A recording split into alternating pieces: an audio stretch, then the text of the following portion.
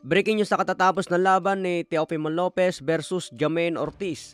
Pagdating sa laban mga tol, hit and move ang ginawa ni Ortiz. Si Lopez ang mas agresibo samantala si Jamaine Ortiz ginamit ang buong ring para makaiwas at magbigay ng swabeng counter. Pumapalag si Jamaine Ortiz sa bawat atake ni Lopez. Nagmala siya Corey Stevenson ang galawan ni Jamaine Ortiz kaya napakomment si Stevenson. Sinabing bad trip na si Lopez at natatalo na sa laban. Hinahabol niya kasi sa Ortiz mga tol at hindi makat ang ring. Gusto niya i-knockout si Ortiz pero hindi makatama ng solid. Bago din ang laban, napakomment si Tank Davis. Sinabing pagkain lang si Jamaine Ortiz. Pero pagdating sa laban mga tol, hindi nahuli ni Lopez itong si Ortiz. Kaya umabot ito sa decision. Panalo naman si Teofimo Lopez via unanimous. Hindi talaga mananalo si Ortiz dyan base sa pinakita niyang laban.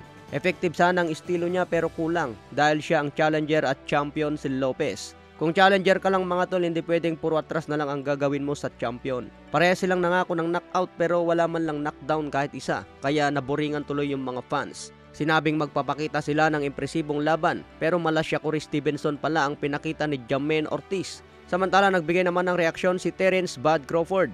Naghahamon daw agad sa kanya si Teofimo Lopez pero hindi magawang idomina si Jamaine Ortiz. May reaksyon din si Devin Haney, siya lang daw ang tunay na hari sa 140 pounds. Hindi nagandahan sa performance ni Lopez. Dito makikita mga tol ang kaina ni Lopez. Talagang mahirapan po siya sa isang technical ang galawan. Gaya sa estilo ni Stevenson at Devin Haney.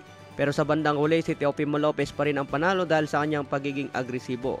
Kita naman sa laban mga tol talagang puro atras ang ginawa ni Jamaine Ortiz. Sinabi agad ni Lopez na kanda lumaban kay Crawford sa catchweight. Kahit binubo daw siya sa laban, ginawa naman niyang lahat para magpakita ng magandang laban.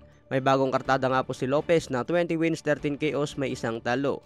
Sinabi naman ni Jamaine Ortiz dapat siya daw ang panalo. Panoorin na lang ang highlights mga tol, kayo nang umusga kung panalo si Jamaine Ortiz. Sa iba pang balita kay Turman, sinabing hindi nakakabilib ang panalo ni Terence Crawford laban kay Errol Spence. Hindi raw tunay na Errol Spence ang tinalo ni Crawford dahil malaki ang nagbago sa galawan matapos maaksidente. Mas bibilib daw si Turman kay Crawford kung tinalo niya si Spence noong 2019. Hindi pa nahirapan sa timbang noon sa welterweight at hindi pa na-aksidente. Sa ngayon, focus daw si Turman laban kay Team Zeus sa March 30. Okay mga tol, hanggang sa muli, maraming salamat po.